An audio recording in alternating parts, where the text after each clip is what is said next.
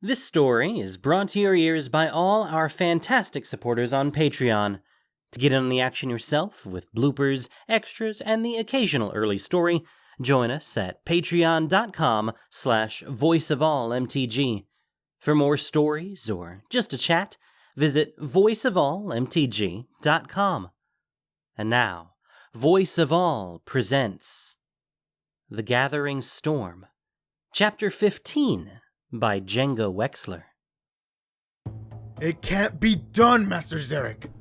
The foreman was stout and walrus-mustached, with a gleaming bald head and arms like tree trunks. The workers are asleep on their feet already. You have no idea how difficult it is getting equipment down there. There aren't enough cranes or sledges, and our haulers hate the smell. So we have to carry the parts by hand. There's no such thing as can't be done. There's only insufficient motivation. Tell Chemister Frexus downstairs that I said you could use her constructs to haul parts. They won't object to the smell. But her constructs explode if the boiler gets too hot. I was just at a meeting about it last week. Incentive to get the things moved quickly then. As for the workers, tell them I'll double their wages if they get the resonator installed on time. The foreman wiped his forehead. I believe they were already promised double. Well, then that would be quadruple the usual rate, wouldn't it?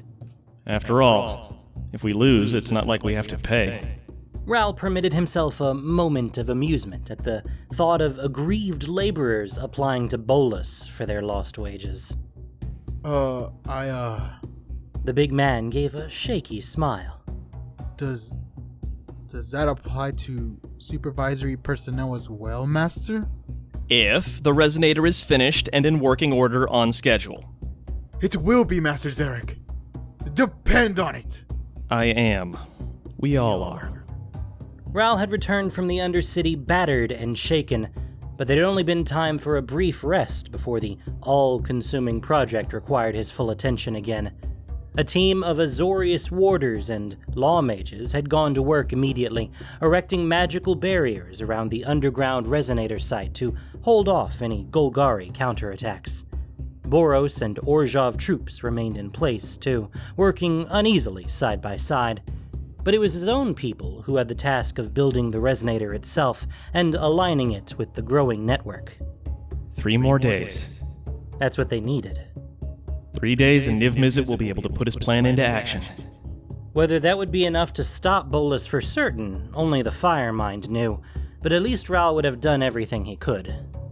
If Bolas gives us 3 days. Lavinia had been his best link to the progress of Bolas's plans, but he hadn't seen her since the disastrous guild summit.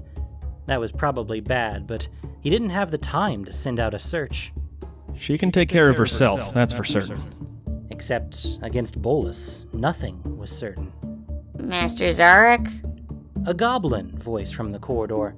Ral looked up and found one of his personal secretaries peeking through the doorframe. What is it? There's someone who insists on seeing you. He says it's urgent. Everything's urgent. He says you'll see him. His name's Tomik. Tomac is here? They'd never met at the Nivix. He should know better than to... Let him in. Ral laid his pen aside.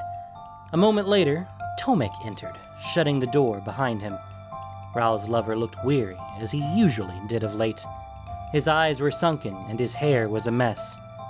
Ral balanced a wave of irritation that Tomac would intrude on him here, with an urge to take the other man in his arms. I always thought your office would be a little grander. Tomac looked around the dingy little suite. No offense. I don't spend much time in here normally. The last few weeks have been an exception. You didn't come see me after you got back from the Undercity.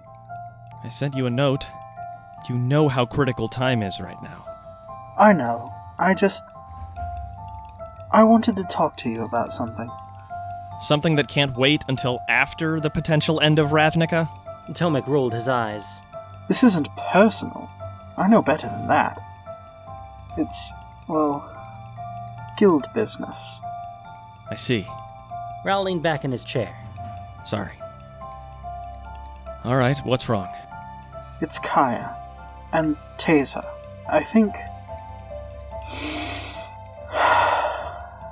Taser is making a mistake. How so? Kaya is changing things. For the better, I think. There are things the Orzhov does that we all try to ignore sometimes. But she refuses to ignore them. And Teysa doesn't approve? She doesn't. And neither do the other guild leaders. Is there anything they can do about it? I think they're going to kill Kaya. Ah. And if she dies, who becomes guildmaster? Almost certainly Taser. And will she continue to support our project? Tomik's eyes narrowed. Is that all you care about? It's all I can afford to care about. You know how important this is. What Niv Mizzet trusted me with? Even if it means letting Kaya die. Ral shrugged. I thought you worked for Teysa. I do. And Taser has been working all her life to step out of her grandfather's shadow. If she does this, I think she may never escape from it. And what do you want from me? I don't know. I hadn't planned that far ahead. I just thought that Kaya was your friend. She's my ally. It's not the same. I see. And what about me? Am I an ally too? Ral stood up behind his desk. What? Of course not. Tomac, you know that... Never mind. Tomac turned to the door. I'll deal with this myself. Everyone had made all the right noises when Kaya had returned to Orzhova, but as she accepted the congratulations of the priests and their attendants, her mind had painted murderous rage behind every false smile. She'd escaped from the press as soon as she could, retreating to her opulent suite of rooms high in the cathedral and refusing to see anyone. Teysa had sent several couriers, and Kaya had dismissed them out of hand. This can't go on. For one thing, she was getting hungry. But can I trust anything from the kitchens? She'd have to leave the cathedral and find a restaurant somewhere chosen at random. And then what, do the same thing every night for the rest of my life? This isn't going to work. She'd spent her life avoiding her enemies, and she'd had many in the course of her career, by keeping her low profile and moving around. Now I'm stuck as head of a church with a big stupid hat and a fancy bedroom anyone can find. If the heads of the Orzhov were really determined to kill her, sooner or later they were going to succeed. Which means I should get out of here. She could planeswalk and risk the backlash from the debt chains.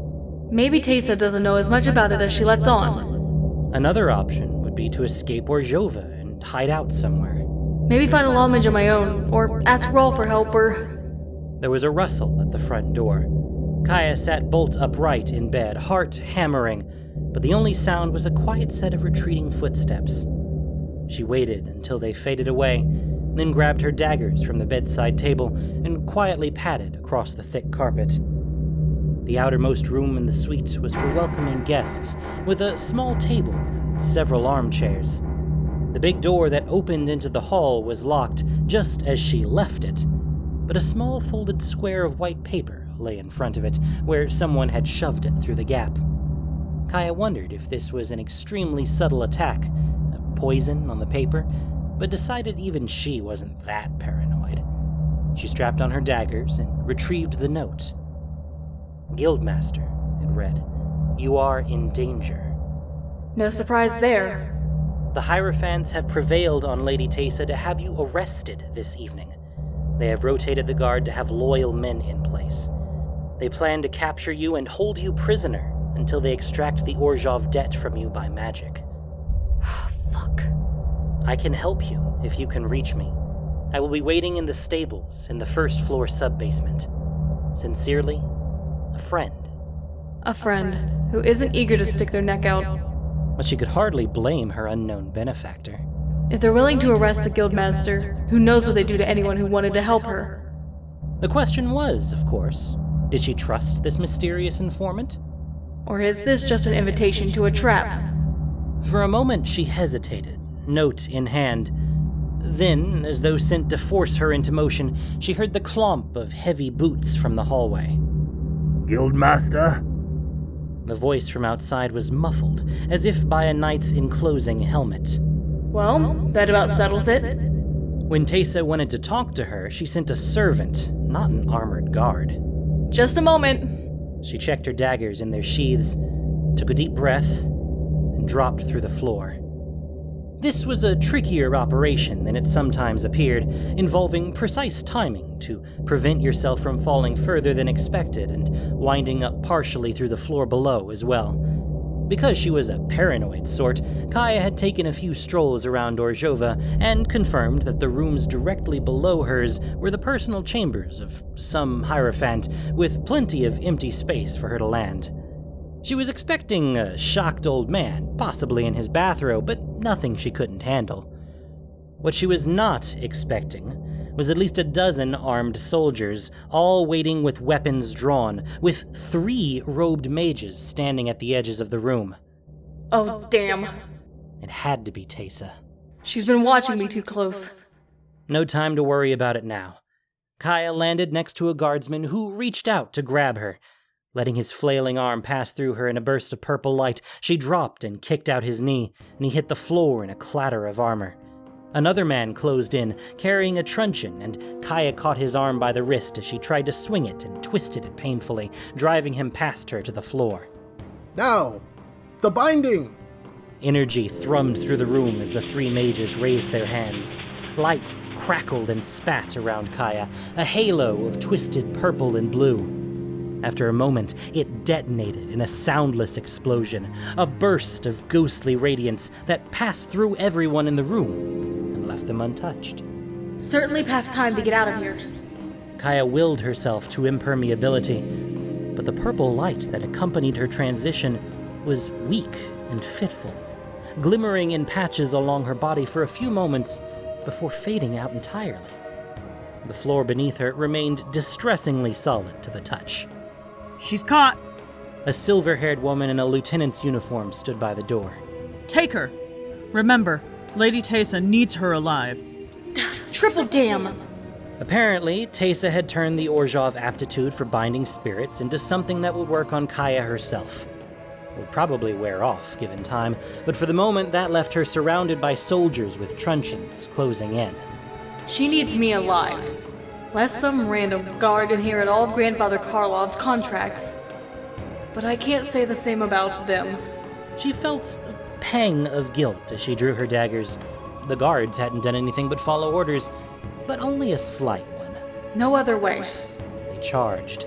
Kaya dodged the first man, slashed his throat neatly as she spun, and turned the motion into a kick that sent a woman tumbling into the man behind her. A guard swung for her head from behind, and Kaya ducked and spun again, planting a dagger under his armpit where his armor was weak. She yanked it free again and danced away in the direction of the door. The lieutenant scrambled with her own club, trying to bar Kaya's path, but Kaya dodged under the blow and came up with an elbow to the woman's jaw, slamming her teeth together with a clack. She staggered, spitting blood, and Kaya yanked open the door, twisted through, and slammed it behind her. She had minutes, maybe less, before the alarm became general. She ran down the hallway, and as she moved, concentrated on her arm.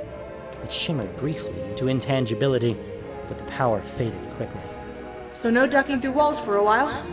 That meant she was stuck inside Orzhov. Which means there's really only one place to head for.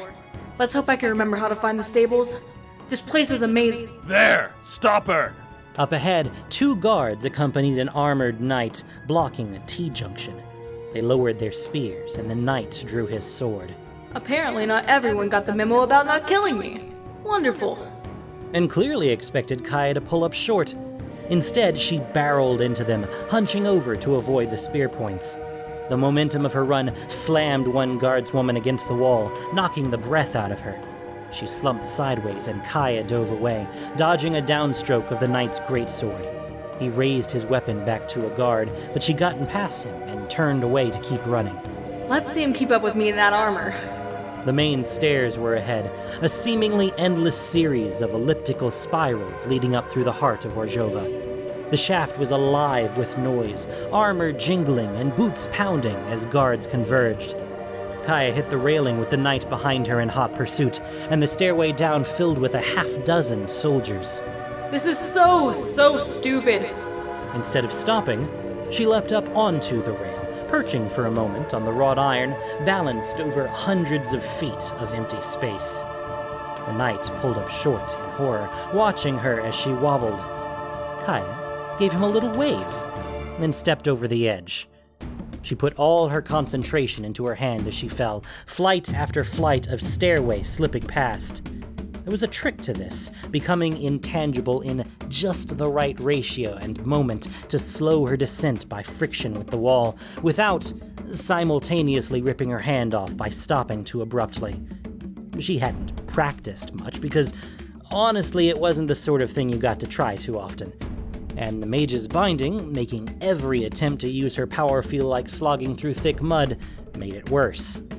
But the alternative was ending up in a very little puddle on the parquet marble floor at the bottom of the stairs, so Kaya managed. Her arm jerked painfully as she gripped each flight to kill her momentum, pain shooting through her shoulder before she let her arm fade into intangibility and slip through the stone to catch the next one. The impact, when it came, was still harder than she would have liked, and something in her knee felt like it popped, followed by a surge of pain. She moved with a limp to the wood-paneled door that led into the lower levels of Orzhova. Limp or no, though, she left the guards looking for her behind for the moment. The bottom of the staircase led into the public part of the building, where petitioners and penitents from the outside could come to pray, borrow money, or both. Kaya slipped into a high gallery, wrapped around the central nave of the cathedral, and threaded her way between well-dressed Orzhov priests and functionaries and their ragged supplicants. A few recognized her, in spite of her lack of guild uniform, and a wave of confused murmuring spread in her wake. Doesn't matter. She shoved her way onto another broad stairway, twisting between curious onlookers, heading for the main door. I have to get out of here and wait for this damn binding to wear off. Then... Well, she could work that out later. For now, away is the key. 2 more flights down, and she was within sight of the main doors, massive things currently flung wide open. A crowd was forming on either side of them, though, and Kaya could see a couple of knights and a phalanx of guardsmen strung across the archway. 3 guesses who they're looking for. She turned abruptly and headed in the other direction. Okay, stables, first sub-basement, that means down, right? There was a stairway down, a narrow one, on her right. She took it, passing a few uniformed staff, and emerged into an unfurnished servants' corridor. Wooden doors led off on either side, but Kaya kept moving, reasoning that the stables had to be adjacent to the street. If I get close enough, I can just follow the smell. She was just about to turn a corner when the tramp of booted feet made her freeze. Get to the main hall, on the double. Kaya threw herself against the nearest door, found it locked, and rebounded. She concentrated hard, gritting her teeth, and slipped her hand through the wood, scrabbling on the other side for a latch. Her groping fingers encountered nothing, and she was about to extract herself and run for it, when the door gave a click and opened of its own accord. Kaya darted into the darkened space gratefully and slammed it behind her just as the sound of a troop of soldiers passing came from outside. She was in some kind of storeroom. She could smell wax and lamp oil, and the soft fragrance of the incense penitents burned to beg forgiveness for their financial sins. Leaning against the door, waiting for her eyes to adjust to the dim glow seeping underneath it, Kaya struggled for breath. Deep in the gloom, something shifted. Who's there? Kaya raised her daggers. Shout and I'll slit your throat. Some gratitude. And after I open my little hidey hole to you. I'm not in a trusting mood. I imagine not. The shadow of a man shifted in the gloom. You've had a hard day, Kaya. How? Of course. Kaya's lip curled. Bolas. In the flesh.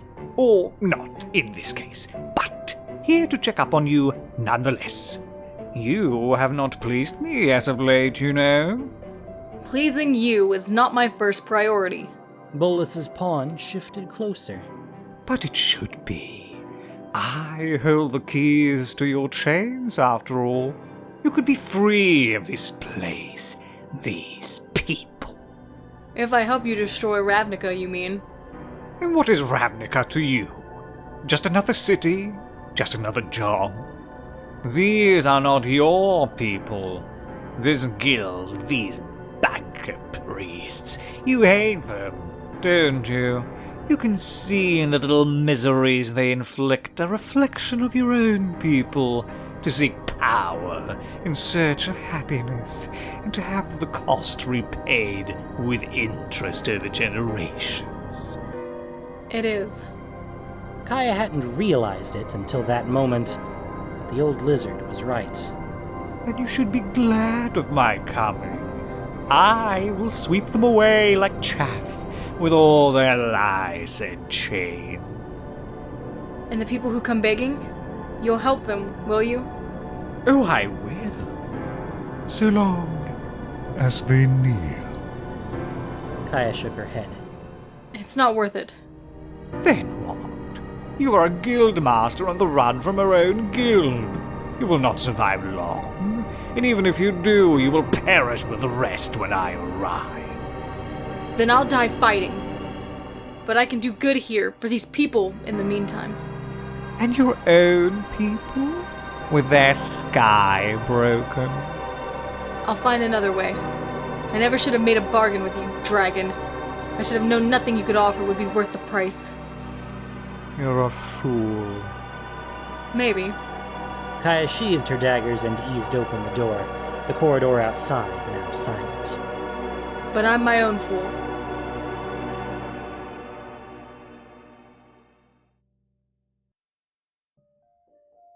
The stables were dark, lit by a single guttering lantern, and smelled of a multi-species melange of dung. Kaya slipped through the doorway, moving cautiously, and spotted a single hooded figure waiting near the lamp. She padded over, hands on her daggers. Are you the one who sent the note? The man jumped, his hood falling back. Kaya recognized him. Tomac Vrona, Tesa's own assistant. Not who I was expecting, though in truth I don't know what I was expecting. Guildmaster, I wasn't sure you were going to make it. It was touch and go a few times. Tesa's mages hit me with something. A binding. I listened to them plan their attack. And you tried to warn me. Not that I'm complaining, but why? You are my guildmaster. It is my duty. Tesa has been your master for a long time. I've seen the respect you have for her. Even I couldn't have blamed you for taking her side over a guildmaster you hardly know. I believe that Tesa is making a mistake. She is in a very difficult position, and I would like to protect her. From who? Me? The Hierarchs have been pressing her with demands. They fear you will forgive debts on a large scale and that their wealth will suffer in consequence.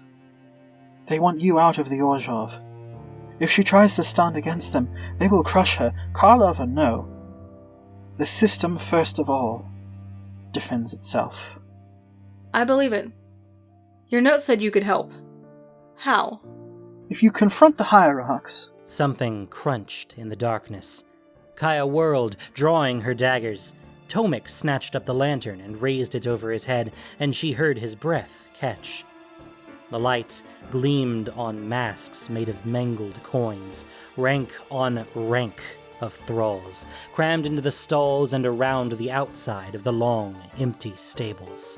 There have to be hundreds of them. Kaya felt sweat trickle down her forehead, and she shifted her grip on her weapons. I swear, I didn't have anything to do with this. I believe you. I'm sure that'll be a consolation when they're tearing us both to pieces. I have no idea. Do you have a spare weapon? Silently, Kaya drew a long stiletto from its hidden sheath at the small of her back and handed it over. Tomac looked down at it and adjusted his spectacles with a sad smile. Better than nothing, I suppose. The thralls closed in. Kaya swallowed hard. Something flashed a brilliant white. One of the stable doors exploded, pieces of burning wood scattering in every direction, accompanied by an ear-splitting boom that rattled dust from the rafters. The blast left a flaming hole leading to the street outside, and outlined against the lights of the city was a tall man in a long coat, with a wild frizz of hair and lightning crawling up and down his arms. Ral! Stay put. Scorchbringers! Viashino in singed leather poured through the gap, long, clumsy weapons in their hands. As the thralls turned to face them, gouts of fire jetted out in blinding arcs of orange and red, liquid flame clinging to every surface it touched. Thrall flesh sizzled and charred, and the creatures charged the flanks of Scorchbringers, only to fall in blackened heaps that piled higher and higher. Ral stalked forward, bolts of lightning slashing from his hands to incinerate any thralls that made it past the curtain of flames. Come on. The two nearest Scorchbringers stood aside to let them pass. Let's get out of here. Tomac ran to him, and Kaya followed. She raised an eyebrow as Ral caught the younger man in his arms and kissed him, while the ranks of Scorchbringers closed behind them and began to retreat. Fire was spreading fast through the stables, racing across dry straw and old wood. If I can interrupt, Tomik, you were going to tell me you had a way to fix all this? Oh. Tomac turned away from Ral, cleared his throat, and straightened his spectacles. Yes, I had a look in the records, you see. Not quite 6 hours later, Kaya strode into the main hall of Orzhova, escorted by several ranks of guards and a pair of knights. It was well after midnight, and all the ordinary worshippers were gone. Kaya walked past the empty pews, the silent niches where the bankers met with their penitents. At the head of the room, in front of the great altar, the Hierarchs were waiting. 24 or so of the most powerful men and women in the Orzhov Guild, with Teysa standing in front of them. They were in full regalia, voluminous silks and elaborate jeweled headpieces, staves topped with crystals and hammered gold masks. Kaya gave them a cold stare and smiled. Guildmaster? I admit, surprised to see you. It seemed a little impolite to run away from one's own guild. You are accused of serious crimes. Are you willing to submit yourself to our authority? No, I don't think so. You don't have a choice. You will do as we command, or you will die, and we will have a proper guildmaster. You are Benitov Gracca, aren't you? She closed her eyes and reached for the massive contracts that weighed her down, the chains wrapped around her soul.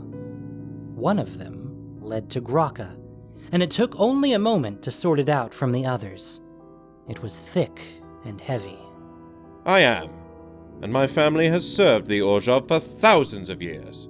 An outsider like you... Benitov Gracca, son of Orzhov Gracca, who in a moment of financial embarrassment was forced to ask Patriarch Karlov for assistance, which he provided, of course, as a good friend would, except the understanding was that the Gracca family would support the Karlovs whenever required. You are not a Karlov. He'd gone several shades paler. I am the heir to Patriarch Karlov, the inheritor of all his contracts and obligations. Kaya smiled wider and gave the chain that connected them a short, sharp tug. And you are in breach. Gracca gasped and sank to his knees, his gilded staff hitting the floor with a ringing sound and rolling away across the marble. Patriarch Karlov collected obligations like other people might collect fine wine. Rimini, Harta, Forgio. As she spoke, she stroked the chains, and each name brought a hitch of breath and a wince from someone in the crowd. All the great families, in fact, each bound to support the Karlovs, or their heirs. Each of you in violation of that agreement tonight. She looked around. No wonder you were so glad to be rid of me. Teysa stepped forward. I am not in debt to my grandfather. No, you are not. She glanced at the crowd of hierarchs, and then at the guards all around, and raised her voice. Place Teysa Karlov under arrest. For a long moment, nothing happened. Then, ever so subtly, one of the knights turned to face Gracca, who looked around at his colleagues and gave a shaken nod. You can't be serious. The guards closed in around her. Treat her gently. That was the promise she'd made to Tomac. Teysa glared daggers at her across the room, and then turned and strode away, ahead of the guards, not suffering herself to be dragged. The rest of them stood in silence until her footsteps across the marble had faded. As for the rest of you, I think we should discuss the consequences of breaching your agreements with the Karlovs, and what guarantee I have that you won't turn on me again. Kaya spread her hands. After all, under the terms of the original contracts, I am entitled to call in your debts. And with interest, I'm afraid, the amounts are substantial. She grinned like a shark. So let's make a deal.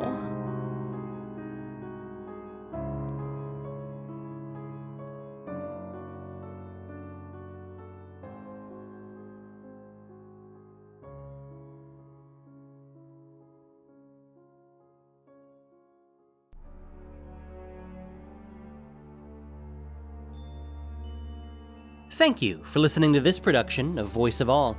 As listener-supported entertainment, we rely on you not just for the voices of the characters, but also to keep us going and growing. If you enjoyed what you heard, please support us by rating and reviewing us on iTunes, or following us on Spotify, SoundCloud, Stitcher, YouTube, and Google Podcasts, or just plain sharing with your friends. You can also support us financially on Patreon for exclusive perks. The Gathering Storm was written by Django Wexler. The podcast was produced and edited by Gendo Keshi, with sound editing by Grace Noir.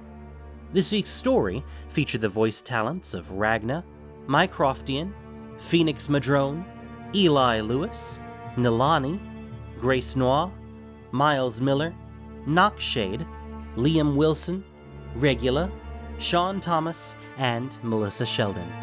Voice of All is unofficial fan content, permitted under the Wizards of the Coast fan content policy. Magic the Gathering is copyright Wizards of the Coast. Thanks so much for listening, and y'all have a great day.